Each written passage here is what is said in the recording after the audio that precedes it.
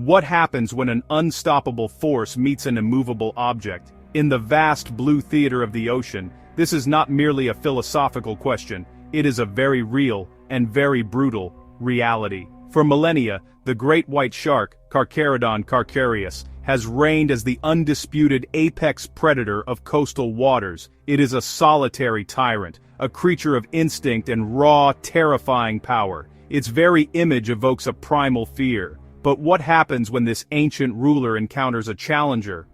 A predator that is not just powerful, but intelligent. Not just an individual, but a collective.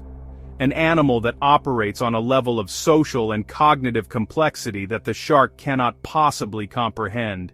This is the orca. Orcinus orca. The sovereign of the seas. The confrontation between these two giants is more than just a battle for survival. It is a clash of evolutionary strategies. On one side, we have the shark. A masterpiece of primitive efficiency. It is honed by 400 million years of evolution. Its design is stripped down to the bare essentials of hunting and killing. It is a relic of a bygone era, yet it remains terrifyingly effective in our modern oceans. The great white represents the pinnacle of solitary predation. It is a testament to the success of a simple, yet devastatingly effective blueprint. Its existence is a lonely one, governed by hunger and instinct alone. There is no plan, no cooperation. There is only the hunt. On the other side, we have the orca, a relatively new player on the evolutionary stage. Orcas are mammals. They are warm-blooded, air-breathing, and possess brains that are among the largest and most complex on the planet. They are not solitary hunters. They are social beings. They live in tightly knit family groups, or pods, that can persist for generations. Their strategies are not just instinctive, they are learned. They are passed down from mother to calf. This is culture, a phenomenon once thought to be exclusively human. Their power comes not just from their size and strength, but from their ability to think, to communicate, to coordinate, and to innovate. This meeting is therefore not a simple contest of strength. It is a biological and psychological drama of the highest order. It forces us to question our very definitions of power and dominance in the natural world. Does true supremacy lie in the brute force of a lone hunter, perfected over eons, or does it belong to the coordinated intelligence of a social superpredator? The ocean holds its breath. It waits for an answer that is often written in blood. The silent deep waters are the stage for this ultimate showdown. A place where the ancient tyrant must finally face the intelligent sovereign. The outcome will redefine the hierarchy of the seas. To understand the great white shark is to understand perfection in predatory design. Its body is a torpedo of muscle and cartilage. Every curve, every fin, is engineered for one purpose: to close the distance between predator and prey with explosive speed. Its skin is covered in dermal denticles. These are tiny, tooth-like structures that reduce drag and allow it to glide through the water with unnerving silence and efficiency. The shark is not just a swimmer, it is a master of hydrodynamics. A living weapon shaped by the relentless pressures of a life spent hunting. It is biomechanics made flesh, a creature built for the ambush, for that one, decisive moment of impact. The shark's sensory apparatus is a marvel of evolutionary engineering. Its eyes are large and adapted for low-light conditions, but its true hunting prowess lies in its other senses. It can detect a single drop of blood in 100 liters of water. Its sense of smell is legendary. But even more remarkable is its ability to sense the faint electrical fields generated by the muscle contractions of living animals. This is thanks to a network of pores on its snout, called the ampullae of Lorenzini. This sixth sense allows the great white to detect hidden prey. It can find a flounder buried in the sand, or a seal hiding in murky water. It effectively sees the very spark of life, and it hunts it. The business end of the great white is, of course, its jaw. It is a conveyor belt of serrated, triangular teeth. They are designed not for chewing, but for shearing through flesh and bone. When a tooth is lost, another one simply rotates forward to take its place. A single shark can go through thousands of teeth in its lifetime. Its bite force is immense. It is one of the most powerful in the animal kingdom. The shark's strategy is often one of a single, catastrophic bite. It inflicts a massive, debilitating wound and then retreats. It waits for its prey to bleed out. This is not cowardice. It is a calculated, energy-saving tactic that minimizes the risk of injury to the shark itself. Yet, for all its physical perfection, the great white is a creature of profound solitude. It is a lonely monarch in its kingdom. Its interactions with other sharks are often tense and competitive. They are brief and transactional, usually revolving around a large carcass. There is no cooperation. There is no shared knowledge. Each shark must learn the art of the hunt on its own. It is a life of instinct, a life governed by a simple, ancient script written in its DNA. This solitary existence is both its greatest strength and its most profound vulnerability. It is a perfect individual hunter, but it is an individual, alone. This is the tragic flaw of the tyrant. The orca is the antithesis of the solitary shark. Its power is not derived from its individual attributes alone, but from the collective strength of the pod. An orca pod is not a random gathering of animals. It is a family, a complex, multi-generational society with its own unique culture, traditions, and even dialect. These pods are typically matrilineal. This means they are led by the oldest and most experienced female. She is the repository of the group's collective wisdom. The knowledge of where to find food, how to hunt different types of prey, and how to navigate the vast ocean is passed down from her to her children and her children's children. The brain of an orca is a testament to its cognitive prowess. It is nearly 4 times larger than a human brain. It is highly convoluted, indicating a vast surface area for complex thought. A significant portion of this brain is dedicated to processing sound. Orcas live in a world of acoustics. They communicate using a sophisticated array of clicks, whistles, and pulsed calls. Each pod has its own distinct dialect. These calls are not just simple signals. They convey complex information. They allow the pod to coordinate its movements with remarkable precision, even when its members are spread out over many kilometers. They can communicate a plan. They can share their intentions. They can work as one. This ability to communicate and cooperate allows orcas to employ hunting strategies that are astonishingly complex and creative. They are the wolves of the sea. Some pods have learned to wave wash. They swim in unison to create a large wave that washes seals off floating ice floes. Others have learned to herd herring into tight bait balls and then stun them with tail slaps. Still others, in the waters off Argentina, have perfected the art of intentionally stranding themselves on beaches to snatch sea lion pups. These are not instincts. These are learned techniques. They are cultural traditions, passed from one generation to the next. It is intelligence in action. This social intelligence is the orca's greatest weapon. A single orca is a formidable predator. It is larger, stronger, and faster than a great white shark. But a pod of orcas is something else entirely. It is a coordinated, thinking entity. A superorganism. They can analyze a situation, they can formulate a plan of attack, they can exploit a weakness, they can teach their young. The great white shark, for all its power, is facing not just one animal but a collective mind. A family of killers, each member playing a specific role in a deadly choreographed ballet. This is what makes the orca not just an apex predator, but a true super predator. There are places in the world where the territories of these two titans overlap. The cold, nutrient-rich waters off the coast of South Africa, the Farallon Islands near California, the Neptune Islands in South Australia.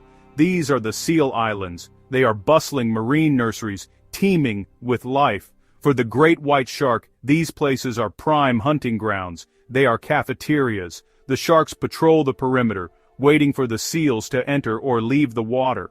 Their attacks are sudden, vertical, and explosive. They launch themselves from the depths below, a gray missile of death. It is a spectacle of raw, predatory power.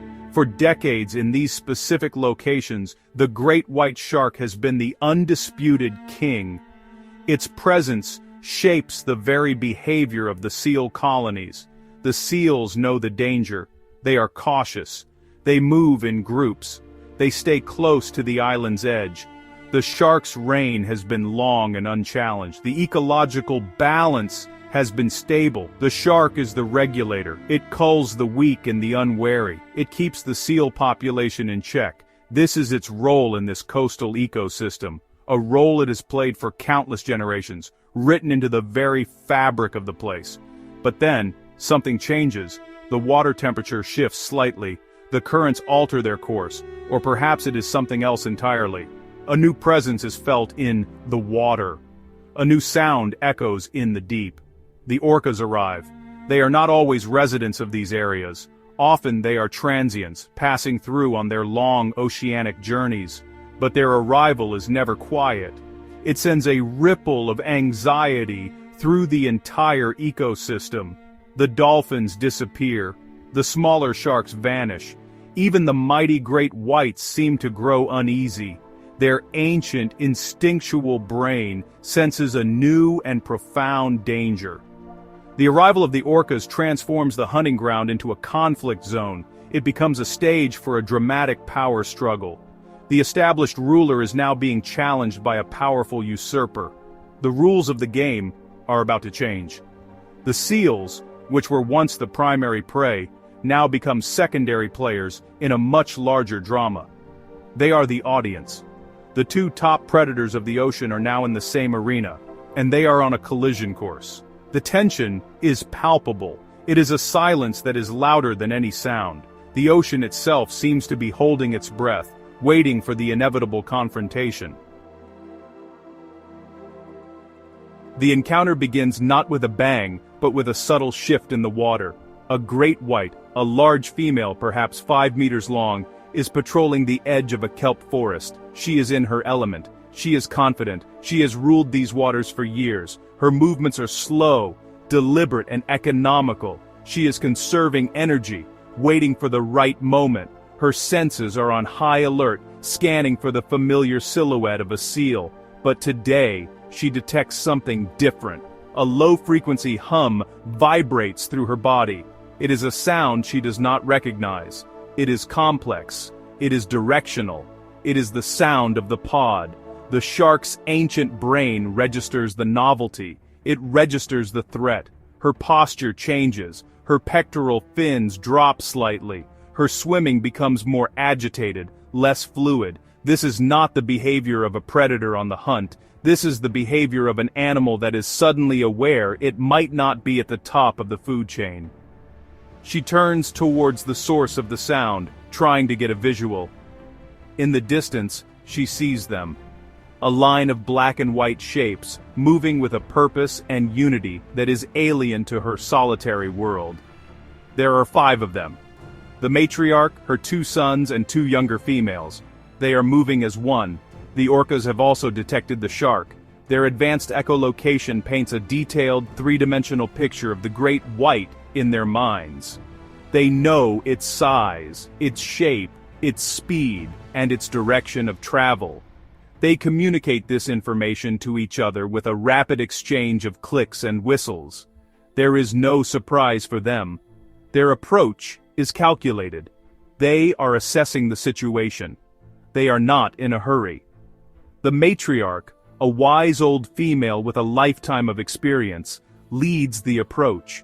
She has encountered sharks before. She knows their weaknesses. She has taught her family how to exploit them. The 2 predators are now in sight of each other. The great white circles warily. It is a test of nerves. The shark is trying to project an image of dominance. It is trying to intimidate the newcomers, but the orcas are not intimidated. They do not see a tyrant. They see prey. Or perhaps, they see a competitor that needs to be removed. Their formation tightens. They begin to flank the shark, cutting off its escape routes to the open ocean or the dense kelp. The shark is being herded. It is being outmaneuvered. The solitary hunter is being systematically isolated by the coordinated pack. The psychological battle has begun, and the shark is already losing. The orca's attack is a masterpiece of coordinated violence. It is not a frenzied rush. It is a precise, methodical, and chillingly intelligent operation. The two large males take the lead. They are the battering rams. They position themselves on either side of the great white. Their goal is not to bite. Not yet. Their goal is to control the shark's movement. They use their immense bodies to buffet the shark, to push it, to steer it. The shark, for all its power, is suddenly sluggish. It is like a fighter trying to punch underwater. The drag created by the much larger orcas is immense. They are dictating the terms of the engagement. The shark reacts with its primary weapon. It lunges. It opens its formidable jaw, attempting to land a devastating bite on one of the males. But the orca is too fast. It is too agile. With a powerful flick of its tail, it dodges the attack effortlessly. The orca's body is more flexible than the shark's stiff cartilaginous frame. It can make tighter turns. It can accelerate faster. The shark's lunge is powerful, but it is also predictable. The orcas seem to anticipate it. They treat it not as a threat, but as an opportunity. While the shark is recovering from its failed attack, one of the younger females moves in. Her role is specific.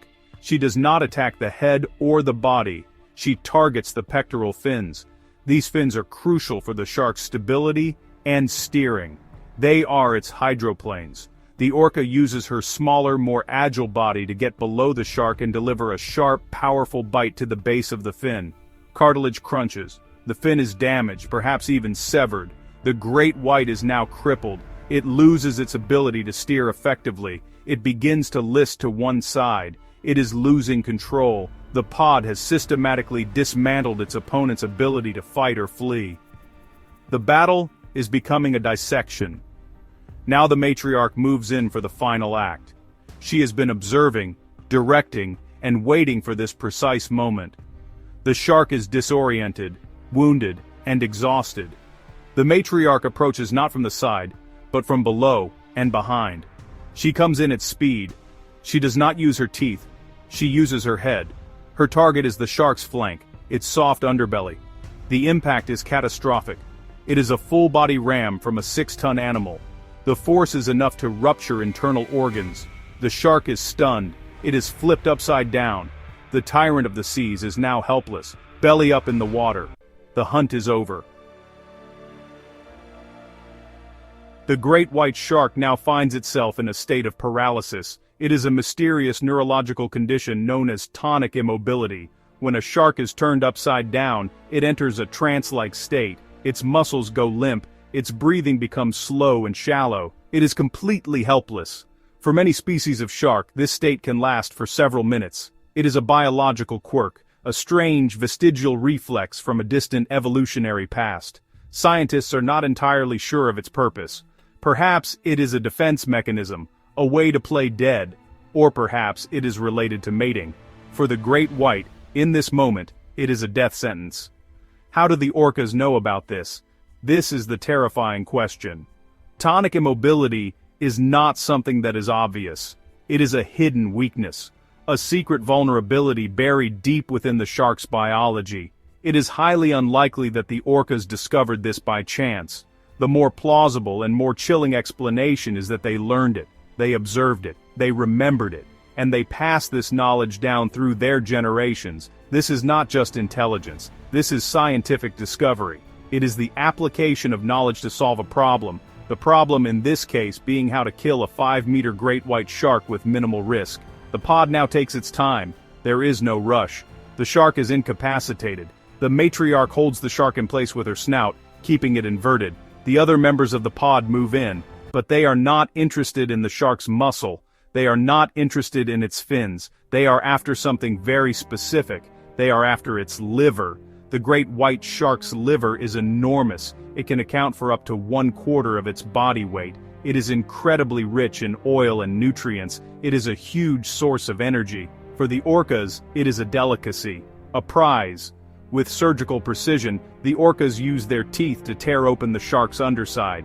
They create a small incision, just big enough to access the body cavity. They then expertly extract the liver, leaving the rest of the carcass almost untouched. It is a display of incredible control and finesse. It is not the work of a frenzied predator. It is the work of a specialist, a gourmand. Once the liver is consumed, the pod releases the shark's lifeless body. It sinks slowly into the dark abyss. The rest of the carcass is left for the scavengers of the deep. The orcas have taken only what they came for. The death of a single great white shark is a significant event, but the aftermath of such an encounter sends shockwaves far beyond the individual casualty. In the hours and days that follow, a strange and sudden change comes over the hunting grounds. The other great white sharks in the area, which may have numbered a dozen or more, simply vanish. They flee. They abandon their prime feeding territory, a place they may have dominated for years, sometimes for the rest of the season.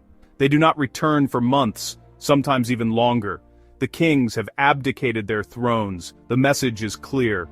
A new power has arrived, and the old rulers want no part of it. The shark's departure is not a sign of cowardice.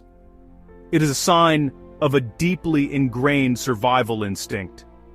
They understand, on a primal level, that they are outmatched. They cannot compete with the coordinated intelligence and power of the orcapod. Staying would be suicide, and so, the entire ecological dynamic of the area is rewritten overnight. The top of the food chain has been violently decapitated. The tyrant is gone, and a vacuum of power has been created. For the Cape Fur seals and sea lions, the departure of the sharks is a reprieve. The constant daily threat that has shaped their existence is suddenly lifted. They become bolder. They venture further from the safety of the island. Their behavior changes. There is a palpable sense of relief in the colony, but this relief is temporary. The orcas are still here, and while they may not hunt the seals with the same frequency as the sharks, they are still a threat, a different kind of threat. A more intelligent and perhaps more terrifying one. The seals have simply traded one predator for another. The orcas, for their part, do not stay for long. They are nomads of the ocean. They have what they came for. The shark livers were a valuable source of energy for their long journey. Their demonstration of power was a lesson, a message to any other potential competitors. They are the supreme authority in these waters. Their dominance is absolute. And then, as quickly as they arrived, they are gone. They disappear back into the vast blue expanse, leaving behind a changed ecosystem and a profound silence. The hunting ground is now quiet. Eerily quiet. The throne is empty. The ocean returns to a semblance of normality, but it is a new normal. The memory of the encounter lingers. It is etched into the behavior of every creature in the ecosystem. The sharks will eventually return, cautiously at first, but they will be different. They will be more wary. They will carry the genetic or learned memory of a threat greater than themselves. The balance of power has been permanently altered. The great white shark, the icon of oceanic terror, has been shown to be vulnerable. Its aura of invincibility has been shattered. It is a king that can be deposed.